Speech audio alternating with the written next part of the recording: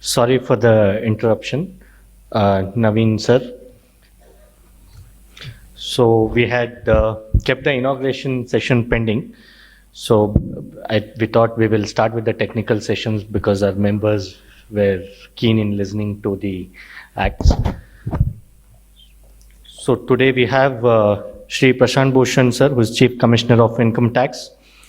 He belongs to 1988 batch of Indian Revenue Services, born in 1963. He did his BS Physics from TNB College, Baglapur, and LLB campus from Law Center in Delhi. He had undergone a training in IM course at University of Maryland, Washington, DC, USA in the state of America. He joined the Income Tax Department as ACIT in 1990 in Bangalore. He worked as DDIT Investigation, Bangalore in 1993. Shri Prashant Bhushan worked in various posts at Mumbai, Bangalore, New Delhi, and Patna. After promotion as JDIT, he worked in investigation wing, and also he worked as additional DIT Investigation Unit 7, Mumbai. After promotion as Principal CIT, he has taken over the charge as PCIT 18, New Delhi. On promotion as a Chief Guest of Income Tax, he has taken over the charge as CCIT, Bangalore from August 2021 and CCIT 2 from 6 June 2022. With this brief introduction, I welcome our Chief Guest of the day, Shri Prashant Bhushan, sir. Of course, we did start our session. Let's continue with the formality of lighting of the lamp. I request dignitaries on the dais to come forward and MC members of the dais to come up on the dais.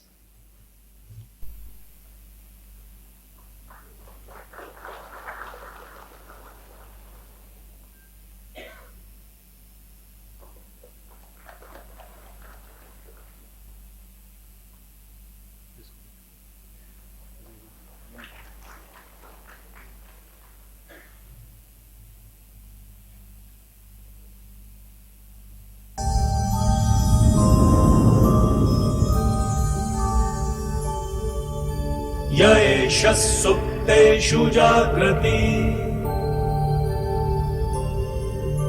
य एष सुप्तेषु जाग्रति कामं कामं कामं कामपुरुषो पुरुषो निर्विमाणः निर्विमाणः तदेव शुक्रं तद्ब्रह्मा तद्ब्रह्मा तदेवामृतमुच्यते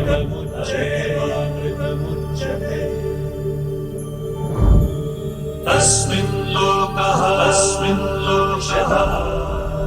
शतः सर्वे तदूनात्यपि कश्चन एतद्वैता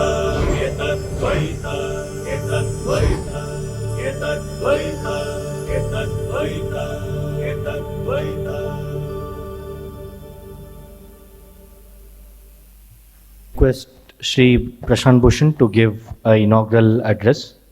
Our members are keen waiting to hear you, sir.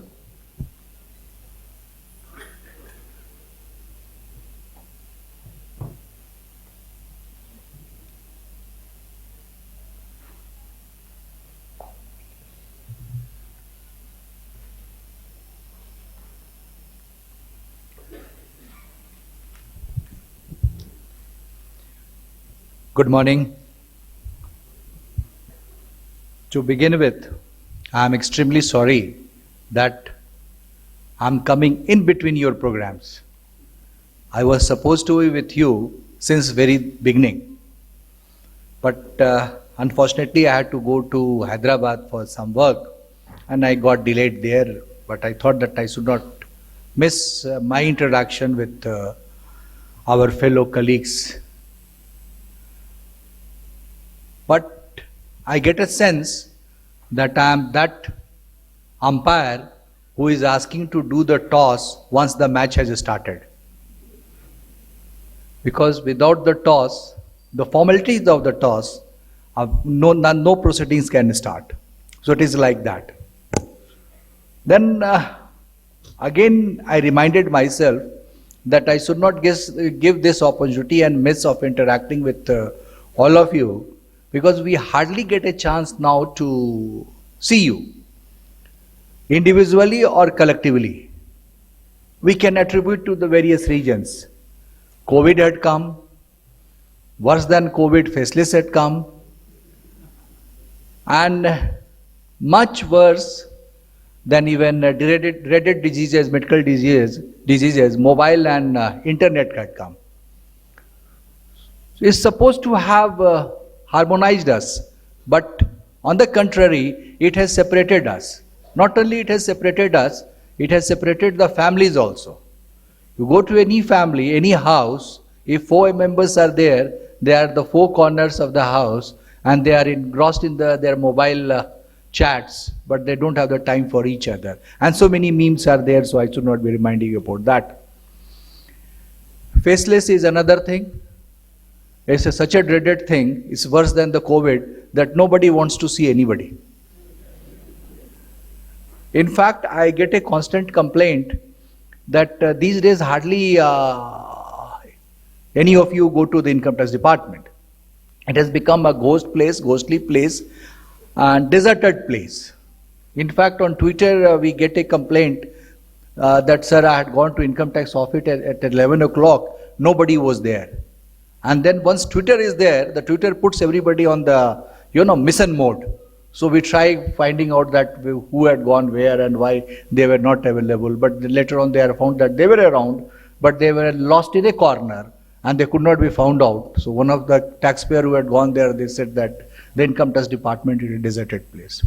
Anyway, I thought that I should be here to urge upon you that you are faceless for not who are sitting in Bangalore. You are faceless for those people who are engaged with the assessment of your client. Let it be, whatever the arrangement and all that. Because what I felt that interaction leads to a healthy tradition. If I speak from my personal example, as I had been introduced, I started my career in the year 1998 in the income tax department, but actually cut my teeth in Bangalore. Though my Janma Bhumi is Bihar, but I say that, proudly say, that my Karma Bhumi is Karnataka, land of Karnataka. So after 30 years, when I was transferred back to here, people were sympathizing with me that you are going to Bangalore, such a far off place. I'm going to my homeland. So this is the feeling I get whenever I set my foot on the holy land of Karnataka. More than that, whatever learning I have got from my college and academic background I have acquired, I was novice in income tax law, though I have done law as such. Income tax was one of the subjects in my law paper. And accounts we were taught, though we coming from the background of science, we were taught accounts in our training colleges. But I had no practical experience. Let me confess today. And like me, the younger colleagues of mine, they also don't have practical experience. They are exposed to income tax law, income tax accounts and other details, but they don't have any practical experience. So when I landed here in Bangalore, I was absolute novice. So I was like a novice, one runs here and there and everywhere, but were not able to find a solution to a problem. But I was fortunate enough, let me confess today, and I had always confessed in private, but in public I haven't confessed. Let me confess today that I learnt from your illustrious colleagues. Mr. Naveen Khariwal is here. His grandfather, Mr. Mohan Khariwal, was one of my silent teachers because he was a silent person. And Mr. S. Venkateshan, as voluble he can be, we lost him, we lost both of them. I pay my respects to them. They were your illustrious colleagues. This was mainly on account of personal interaction with them and how they were going about their cases, what were their approaches, what should be a probable solution to a particular problem, that I learned from them. And I didn't pay them anything but for my respects and a cup of coffee once they relented. So this is the benefit of personal interaction. Faceless is there, one aspect. It would be there. It is a part of the system, going to the part of the system. Beneficial for you people also, that you not run from one office to another, and that too in the traffic of Bangalore, where you will find it very difficult to manage the traffic. So it's okay, we have to make the compliances. But when we interact with the people, your question would be that what we gain. The biggest gain would be, like you would have come across a case in Allahabad High Court, where one of the officers had been given simple imprisonment of 3 months, Haris Gidwani, because he was unable to rectify the demand on the portal, though he had passed rectification order under section 154 in respect of the demand, where the assessment order had been annulled by the High Court itself. But he was not able to remove the demand from the portal, and because he could not remove the demand from the portal, the income tax portal, he was penalized and he was directed to be imprisoned. Somehow we managed to convince the High Court, tried to explain the position that portal is an independent thing altogether, not under control of AO, so he cannot be held responsible.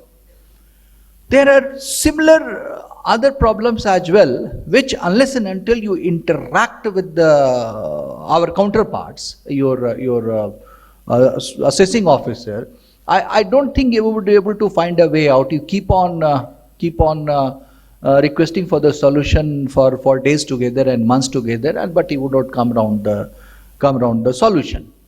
So it's my request, and when you interact with the officer, a novice person like me, which had come in the year 1990 to the land of Karnataka, they will also learn from your experience, because each of you are repository of all the knowledge on account of your sheer experience, which a novice in the income tax department with a year or two of experience can't have. And much more than that, they can't have the practical experience. Again, to give you a practical example, not to be taken otherwise, normally whenever account is seen, we presume that this account has been fudged, has been manipulated, and something has been done for the benefit of the taxpayers to evade the tax. The income tax department's natural conclusion is this only, and let's find out the mistakes in the audit report and raise the demand. You would have found out that what is the quality of demand being raised and how does it stand in test of its appeal. First stage, half of the demand is knocked off. Second stage, ITAT stage, 95 to 97% demand is knocked off. And balance, High Court and Supreme Court, hardly the percentage remains. The statistics is known to anybody. I need not repeat it. Why does it happen? It happens because this is a misconception ingrained in the mindset of the income tax official that you have to find fault. I personally believe that we are like diagnostic centers where a patient comes for examination and we have to examine their blood report and report accurately. That you do. You can't raise somebody's hemoglobin if it is low, or you can't bring down somebody's creatinine if it is high. I hope you understand the medical terminology better than what I'm talking about. So you do the technical job. And if I feel that no, the perception is on our side is that no, you are doing something which is not correct as on the facts of the case, then the presumption itself is wrong. In fact, while I was interacting with your colleagues, many a time I had suggested that Personally, I also believe that internship with a firm of chartered accountant should be made mandatory for income tax officer.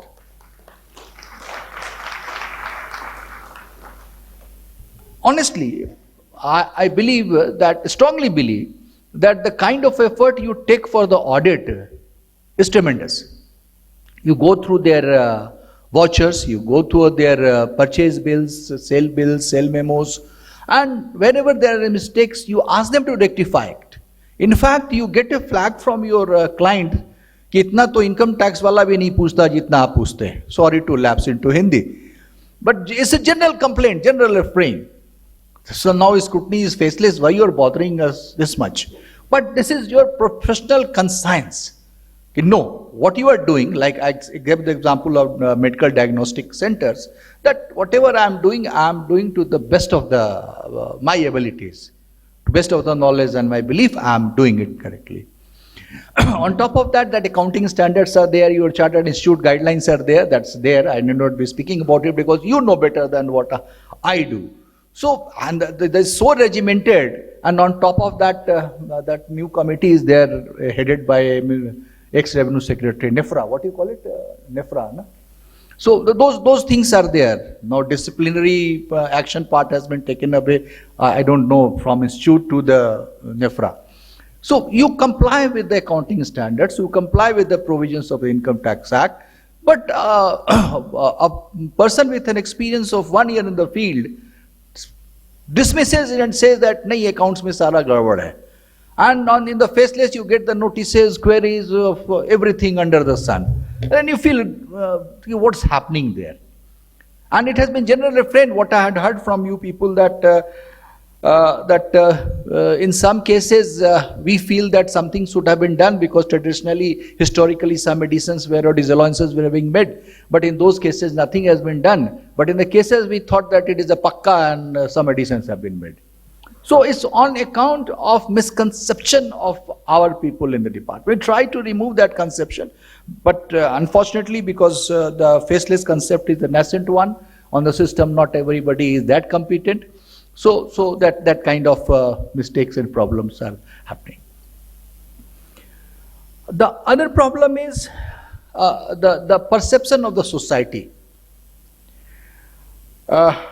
Unfortunately, though Income Tax Department is one of the prime or important department of Government of India for revenue collection and revenue augmentation, which goes for, everybody knows, towards the nation, building the nation. But societal perception is that the Income Tax Department and officials of Income Department particularly are not holy cow. They are reeking in corruption, steeped in corruption. And that's why this faceless scheme was when brought in. It said that it was to remove corruption, to counter corruption. It has been brought in. Whatever it may be, but it is societal perception, and society cannot be wrong. We are very minuscule, very minuscule part of the society. So let's examine that why this perception has taken place. Society is not wrong because society in and around itself, a person living in slum, a person living in lowly hamlet, sees around himself high sky-rise buildings, people moving in high-end cars and all that. But compared to that, when the statistics come, they say that only 6% of us are filing income tax return and 500 of taxpayers are paying 80% or 85% of taxes of the country. So balance taxpayers are not paying taxes. They are hand in glove with the income tax officials, and that's why the corruption is there in society. Black money is there in the society, and they are responsible for it. Now I take blame on ourselves. That's why it has happened. And when I take blame, because we are part of you, in the sense that we come under the same statute, the same Income Tax Act. Rather, your position is higher than what we have. We come under section 116 and you come under section 288. Whose position is higher? Your position is higher, you are permanent, we are transitory, migratory people, we have a short span and self-life, 60 years out. Very few people recently had crossed that 60 years barrier, but for you, and that were at the top level, not at the lower level. So, you have a larger stake in the reputation of the department than we income tax officers. Because our loyalty is still, we are there in the department. Then after once we had completed our innings of 60 years, we can't be held responsible for what is happening in the department. But at the same time, we can't shrug ourselves off from the general perception which society is having. And when you people are interacting on a daily basis, supposed to be doing the audit on behalf of Income Tax Department under the provisions of Income Tax Act, blame would equally lie at your door, unfortunately. So let's join our hands together and see to it that this image improves, and it is for your good. I gave the example of Mr. Venkateshan and Mr. Khariwal or Mr. K.R. Prashant for this reason that this reputation of Karnataka bar or Karnataka income tax has been raised on account of that, not on account of Prashant Bhushan like officer. So this department in Karnataka or income tax department, government of India belongs to you, not to us. You go to the society. We can't go to the society. You represent society. So it is your duty to convince that income tax department is doing what best it can do to counter the black money in the system. They have done yeoman job and they are doing it. They have limited resources. I put it this way, like as many numbers of army personnel we put on the border, still infiltrators would be coming in, be it from east, be it from north, be it from west. We can't stop them. Infiltration would be there. But our Jawans are doing their best. Similarly, though this analogy is slightly loftier than the occasion demands, but income tax department are also Jawans of revenue. So we are also doing our best to counter it. In fact, as late as 3 days back, we had done searches and we found crores of rupees in one of the locker.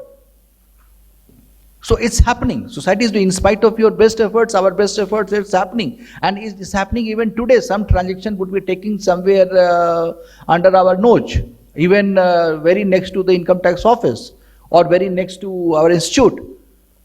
So it's happening and it will happen. Section 302 is there in the IPC since the year 1863. Am I right? But still a murder is taking place. A crime, culpable homicide is taking place. Police is not blamed for that. Police people are rather glorified that they are doing their duty. But why we are not glorified? So let's join hands together. My request, my urge upon you people would be that do your best to do as far as possible, do your best to improve the image of the department or the institution with which you are supposed to be dealing with or said to be dealing with. I had seen the agenda of the program. It is very exhaustive and detailed one. You are wise enough to understand the nuances of all those things. Make a good use of it. And if anything, whatever I had said would have touched you in any way, please try to act on that. All the very best. Thank you. Thank you very much for giving an opportunity to be amongst you. Have a good day.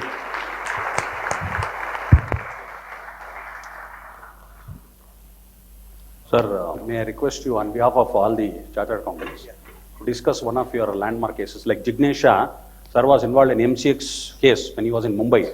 Very famous judgment, and it gave a tremendous collection to the department. Can you just discuss, sir, if you don't mind? The investigation aspects. You can sit here.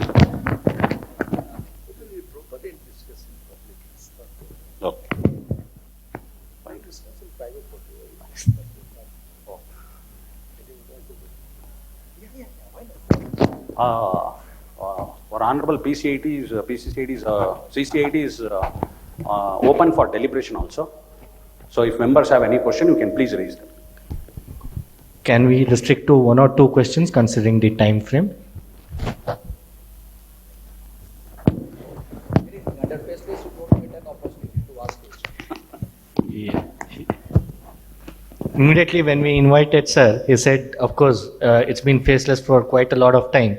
I would be happy to, come after faceless. I said, even our members today are going faceless, even for CPE, they don't come on the floor. So I think we should definitely take this opportunity and pose 2 critical questions which might help the benefit at large.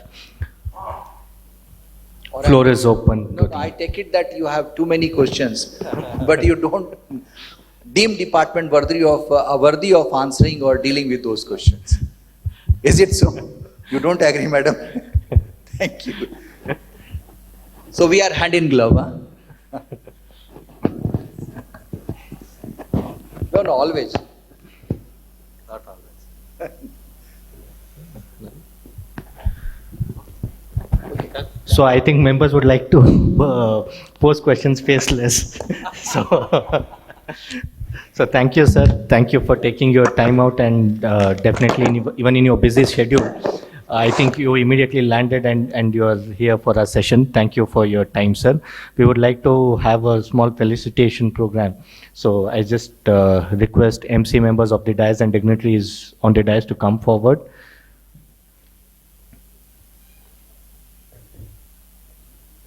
Yeah. Just a small token of love from.